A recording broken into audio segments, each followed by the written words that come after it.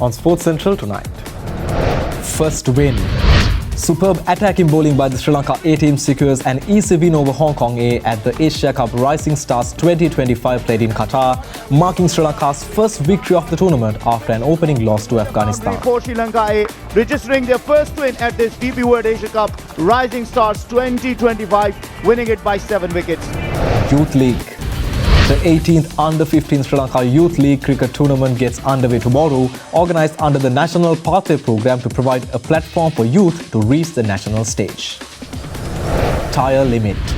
With the 2025 Formula 1 season almost at its end, Pirelli announces a tyre usage limit for next week's Qatar Grand Prix as a precautionary measure with the circuit known for high tyre degradation. And spot booked. Germany delivers a commanding performance, thrashing Slovakia with a decisive victory to ultimately win their group and successfully book their highly anticipated place at the 2026 FIFA World Cup. Smashing of their nearest rival Slovakia, a Zane brace amid a myriad of stories, not least for Asan Uidrago, a goal on his debut at the age of 19.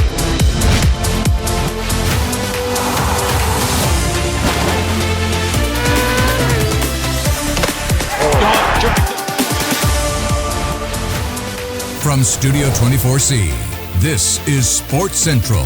And now, here's Vinut Varnasurya. Hello and welcome to Sports Central right here on other Derana News channel. Well, we have a lot of updates to share with you tonight covering a number of major sports. So let's start things off.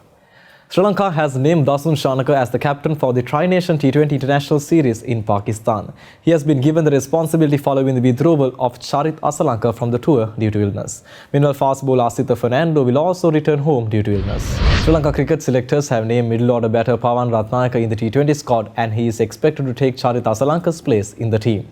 Meanwhile, Sri Lanka cricket announced this afternoon that national selectors have included leg spinner Vijayakanth Viyaskant in the T20 squad for the T20 Tri-Series against Pakistan and Zimbabwe.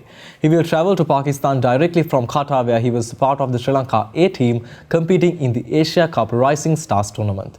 Viyaskant has been drafted into the squad as Vanidu Hasaranga is yet to fully recover from his hamstring tightness he suffered during the one-day international series. Sri Lanka's first match of the Tri-Series involving Pakistan and Zimbabwe will be played against the host on Thursday.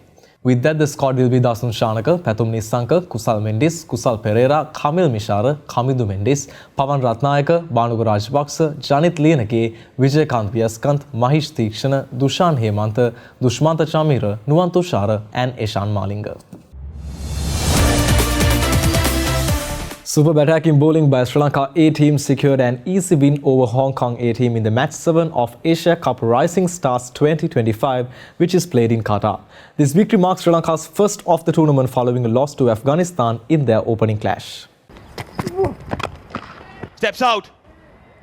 Hong Kong took the first lease of the wicket in Doha and batted first but did not get the way they wanted. Zishan Ali was the first wicket to fall off the bowling of Trevin Matthew when the score was at 11. And in a quick succession, Matthew clean bowled Babar Hayat in a very next ball for a golden duck. What a delivery! Right in the next over, Milan Ratnayaka sent back Nisakat Khan for another duck and Hong Kong were in deep trouble, losing 3 wickets for 12 runs. But opener Anshri Rath and Shiv Muthur stabilised the innings a bit, but the two could only pass the 20-run mark and Rath departed for 21 and Muthur went for 26. Slow ball, set up. Reverse hit. That was an excellent hit. Kaushal Singh, the head coach. He said outside it, Nishan Madhuska, he is confident and Dunit well lalage. As Viyaskant comes in the air, two fielders converging and taken quite well in the end. Skipper Yasim Murtasa held his wicket score in 20 runs off 24, but once again Trevin Matthew's strike taking the wicket off the Hong Kong skipper in style. 6 runs. Comes down the track and bowls him. Then it was all Sri Lanka's game as regular wickets fell with skipper Dunit Wellalage and Vijayakanth Viyaskant taking care of the rest. At the end of the 20 overs, Hong Kong lost 9 wickets and could only gather 117 runs. Second 6 of the over. Indeed it is. And Ehsan Khan finishes with a flourish. Chasing a target which needed less than 6 runs per over, Sri Lanka lost one of the openers, Vishen Halambage, early, but his partner Nishan Madhuska played a decent innings, scoring 35 off 28. Steps out. That's Cruz Pulle. Knows that there's no one on the offside in the deep. Number 3 batter Lasith Cruzpule also fell when he was on 13, but Madhushka along with Nuwanidhu Fernando, who was the top scorer for Sri Lanka, got together and put up a great partnership to steer the team towards victory. Fernando was unbeaten on 47 and Sri Lanka reached the target hitting 120 runs in just 13.5 overs. And that's the shot that will take Sri Lanka A to victory. Sahana Rachage finishes it off with a boundary for Sri Lanka A, registering their first win at this DP World Asia Cup Rising Stars 2025, winning it by 7 wickets.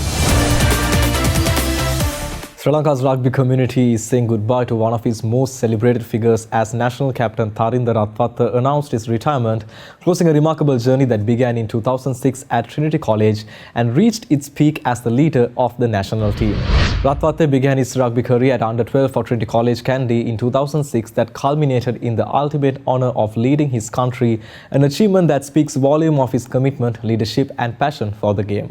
He led his school rugby outfit in 2014 and won the Rugby Lion. Throughout his 10-year club career, Ratwatte represented two of Sri Lanka's most prestigious clubs, CRN FC and Kandy Sports Club. In a heartfelt social media post, Ratwatte reflected on his path from school rugby to representing Sri Lanka, stating, "Rugby has given my lifelong friendships, invaluable lessons and memories I will cherish forever." Although retiring from competitive rugby, Ratwatte signalled his intention to remain involved in the sport through mentoring, coaching and commentary. He added that rugby will always be a part of who he is, acknowledging the game for instilling in him discipline, resilience and humility. The 18th Under-15 Sri Lanka Youth League Cricket Tournament will be underway from tomorrow. Organised under the National Pathway Programme of Sri Lanka Cricket, this tournament provides youth cricketers a platform to perform and elevate to the next level in a bid to reach the national stage.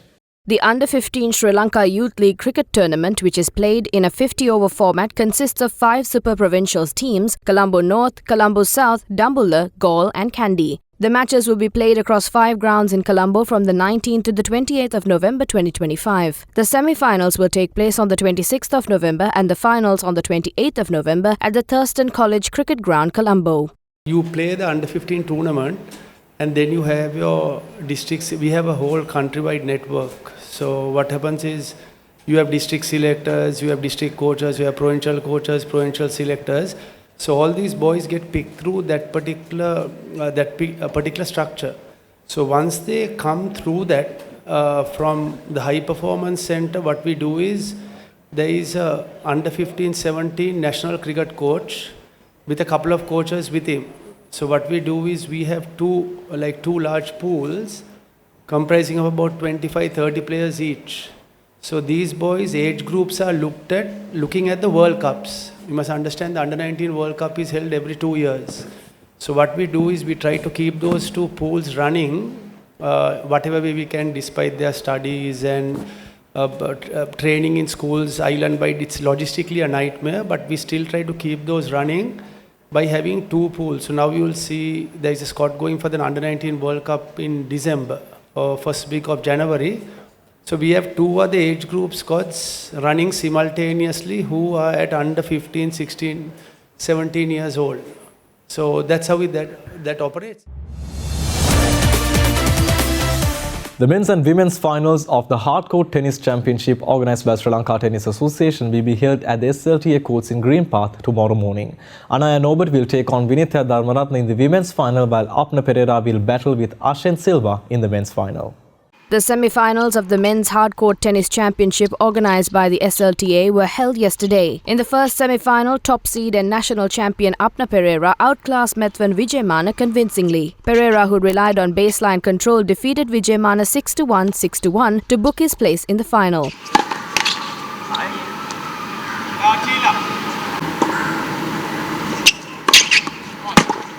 Meanwhile, in the second semi-final, second seed and national runners-up Ashen Silva beat Lithum Jayabandhu. He defeated the fourth seed 6-3, 6-2 with some fine ball strikes and rallies. Silva now will meet number 1 seed Apna Pereira in the final, which will be held at the SLTA courts tomorrow morning.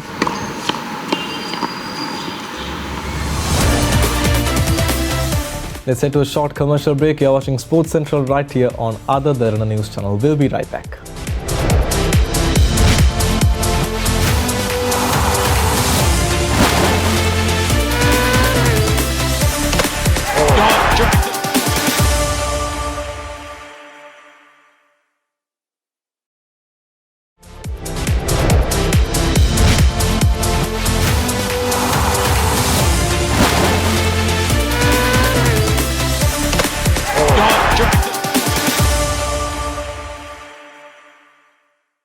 Welcome back to Sports Central right here on Other Derana News Channel. We are getting some international cricket updates now. New Zealand cricket announced today that Black Caps batsman Daryl Mitchell has been ruled out of the last two matches in the one-day international series against the West Indies with a minor growing muscle tear. Mitchell, the number 3 ODI batter in the ICC rankings, sustained the injury while scoring a century in New Zealand's 7-run win in the series opening Christchurch last Sunday. New Zealand cricket said the injury would require only 2 weeks of rehabilitation, leaving Mitchell free to take part in the 3-match test series against the Tories, which is in December. Coach Rob Walter stated that it's always tough being ruled out of a series early on with an injury, particularly when you are in hot form like Daryl is. He added that Mitchell has been their standout performer in the ODI format so far this summer, so he'll be missed for 2 important matches. Left-hand batter Henry Nicholls had already been called in as a replacement and will now remain with the squad for the rest of the ODI series, which continues in Napier tomorrow. Moving to the Formula 1 circuit now, Pirelli have announced a tyre usage limit for next week's Qatar Grand Prix as a precautionary measure. A maximum of 25 laps will be allowed on one set of tyres in the 57-lap race, meaning there will be at least 2 pit stops. Pirelli stated that the Losail International Circuit is known for high tyre degradation with high-speed corners that place heavy stress on the tyres. The company explained in a statement that a limit would be introduced on the number of laps each tyre set could complete during the entire race weekend in Qatar. They said the decision had been taken in agreement with the FIA and Formula 1 and had been discussed with regular meetings with the teams. According to Pirelli, this was confirmed through the usual technical document containing event-specific prescriptions, which is sent out 2 weeks before every Grand Prix. Pirelli added that every set of tyres supplied at the start of the weekend would be allowed to cover a maximum of 25 laps of the Losail track, which they described as extremely demanding in terms of energy load, thermal stress and wear. They noted that the laps would be counted cumulatively across all sessions, including those completed under the safety car or virtual safety car. Laps to the grid and formation laps and those completed after the checkered flag in the sprint and the Grand Prix will not be included in the count. As the Qatar Grand Prix is run over 57 laps, each driver will inevitably have to change tyres at least twice. Before the start of the Grand Prix, Pirelli will inform the teams how many laps are still available for each set. Pirelli said that this measure has been deemed necessary following the analysis of the tyres used in 2024 and last year. Several tyres, particularly the left front,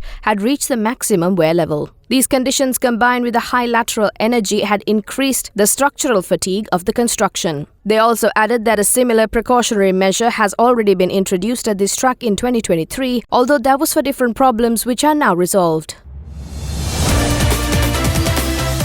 Meanwhile, Williams will race in a special livery at this weekend at the Las Vegas Grand Prix. The team has introduced what it calls an all-black to promote Rovo, which is the brand of its title sponsor Atlassian. The FW47's usual predominantly blue livery will be largely black for the upcoming round at the Vegas Strip circuit. In addition to the new black color, Williams had added rainbow colors highlights, which it says intended to bring out the bright lights of the strip.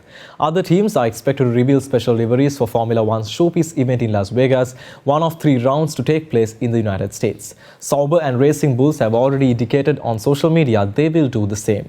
This is the 4th variation on its regular livery Williams has introduced this year and its 3rd change in the last 4 rounds. The team added details for its home race at Silverstone, used a Heritage 2002 livery at the United States Grand Prix and adopted a special livery for another sponsor, Gulf, at the previous round in Brazil.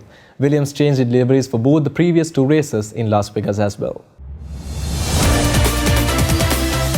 Former world heavyweight champion Anthony Joshua will fight YouTube star Jake Paul in a professional bout next month. Britain's Joshua, the 36-year-old former 2-time unified heavyweight champion, will take on the YouTuber turned boxer at the Kaseya Center in Miami. The fight, which will be streamed live, will take place on the 19th of December and consists of 8 3-minute rounds. Joshua, who weighed more than 250 pounds during his previous 3 fights, must come in at under 245 pounds and both fighters will wear regulation 10-ounce gloves. The bout is a replacement fight for Paul, who was scheduled to take on Gervonta Davis in an exhibition earlier this month before it was cancelled because of a lawsuit filed against Davis by his ex-girlfriend. Jake Paul stated that when he beat Anthony Joshua, every doubt disappears and no one can deny him the opportunity to fight for a world title. Speculation that Joshua would fight Paul was initially denied, but he will return to the ring against the American for the first time since being knocked out by then IBF champion Daniel Dubois in September 2024. The 2012 Olympic gold medalist stated that he took some time out and he's coming back with a mega show and it's a big opportunity for him. He stated that whether he liked it or not, he was there to do massive numbers, have big fights and break every record whilst keeping cool, calm and collected. He told people to mark his words because they would see a lot more fighters take those opportunities in the future. He added that he was about to break the internet over Jake Paul's face.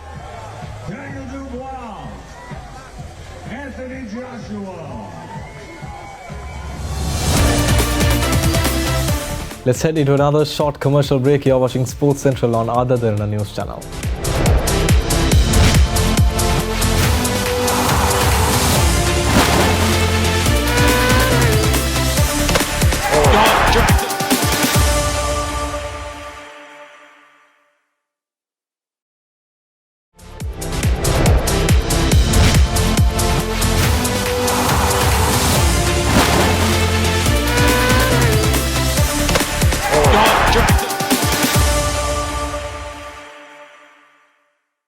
Welcome back to Sports Central right here on Ada Derana News Channel. We are going to move to the 2026 World Cup qualifiers now. Nick Woltermatter scored again as Germany thrashed Slovakia to win the group and book their place at the 2026 World Cup. Underway in Leipzig. Julian Nagelsmann's side needed at least a draw to ensure their automatic qualification spot at the top of Group A, while victory for Slovakia would have seen them through instead and forced Germany into a playoff. But having scored twice against Luxembourg on Friday, Newcastle striker Woltmann's powerful header from Joshua Kimmich's cross put Germany in control early on in Leipzig. The man of the moment, single-handedly, he is taking Germany towards the Americas next summer. Serge Gnabry then doubled the host lead, finishing into the corner from Leon Goretzka's threaded pass before Leroy Sane slotted home Florian Wirtz's sublime ball into the penalty box. As it stands to the World Cup finals. The two combined again to give Germany a 4-goal lead at the break, Sane prodding in the Liverpool midfielder's cross to the far post. The second half was a more tame affair, but Riedel Baku added a fifth goal. Florian Wirtz, a great ball in again, and Sané there again to profit from it. Chow, Woltermatter, Raum, and Woltermatter again, they can't stop him. Gnabry, Baku! His first for Germany since 2021, when Bayern Munich winger Gnabry shifted across for the substitute to fire home a low strike. Hassan Oderago added a 12 minutes later, finishing smartly into the bottom corner just 2 minutes after coming on to make his international debut. Sané, Woltermatter, Sané, Ouedraogo! The definition of dream debut. While this was an impressive attacking display from four-time World Cup winners Germany, it also marked a fourth straight clean sheet. Slovakia were denied an equaliser at 1-0 when Oliver Baumann turned David Duris's finish behind from close range, but otherwise struggled with Germany's high line and will now go into the playoffs after a chastening defeat. Smashing of their nearest rival Slovakia. A Sané brace amid a myriad of stories, not least for Hassan Ouedraogo, a goal on his debut at the age of 19, their second youngest ever scorer in a World Cup qualifier. Meanwhile, the Netherlands confirmed their place at the 2026 World Cup with a comfortable home victory over Lithuania. So off we go. The unbeaten Dutch were as good as they're anyway going into the final day, 3 points above Poland with a superior goal difference of 13. All four of the Netherlands goal scorers were Premier League players, the first time that has happened in a game. Manchester City midfielder Tijani Reinders lashed them into a 16th-minute lead. Liverpool's Cody Gakpo added a penalty and Tottenham's Xavi Simons hammered in a third. Venus Getmonis. It is Gakpo for 2-0. Into the corner. Here's Gakpo. Nice little turn. Simons with space. Xavi Simons. Oh, brilliantly done. Dummied once, dummied twice, and found the corner. It's a classy goal. Aston Villa's Daniel Malen scored a fine solo goal to increase their lead further. Second place Poland won 3-2 away to Malta and will now enter the playoffs. Break. Marlon. Closed down quickly, but Daniel Marlon has pace and he's got determination and he's got the finish from one end to the other. A majestic goal from Donyell Marlin. There it is. And the Dutch have done it. They've done it in style with a professional 4-0 display against Lithuania. Ronald Koeman's men a goal to the good at half-time thanks to Tijani Reinders. With the 2026 World Cup heat rising, US President Donald Trump said the United States is setting up a prioritized appointment scheduling system for foreign travelers with tickets for the 2026 FIFA World Cup matches that will take place in the United States next year. We're also creating what we're calling the FIFA prioritized appointment scheduling system. That's a hard one for most people to remember, but it's there nevertheless. And this will allow World Cup ticket holders with long wait times to opt with FIFA for a prioritized interview. And I've directed my administration to do everything within the power to make the 2026 World Cup an unprecedented success. The FIFA prioritized appointment scheduling system will allow World Cup ticket holders with long wait times to opt with FIFA for prioritized interview. Trump said the soccer matches could bring in $30 billion for the United States and generate some 200,000 jobs. US Secretary of State Marco Rubio said the State Department will still vet all travelers but had added 400 consular officers to deal with increased demand for visas. It doesn't guarantee admission to the US. It guarantees you an expedited appointment. You're still going to go through the same vetting.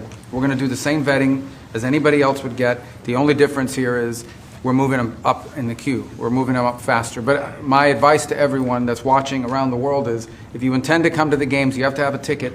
You need to apply. Apply as soon as possible. You're going to get your interview within 6 to 8 weeks and move forward from there. Don't wait till the last minute to do it. This will be a once-in-a-lifetime opportunity to showcase the greatness of American world-class athletic competition as we celebrate our nation's 250th year. The World Cup will also be an incredibly significant economic opportunity for countless American workers and businesses. It's expected to drive more than $30 billion, Johnny. I don't know about that. That sounds like a lot of money. No, that's true. Are you sure? 100%. How much does the country get out of that? 30 billion. 20%? No, do we get like a percentage of the gross or anything? And with that, we come to the end of today's bulletin of Other Derana Sports Central. Well, we value your feedback, so don't forget to send it via email at feedback.adncenglish@derana.lk or via WhatsApp at 076-805-7933. I'm Master Fernando will join you next on World News Tonight. Well then, until tomorrow, have a very good night.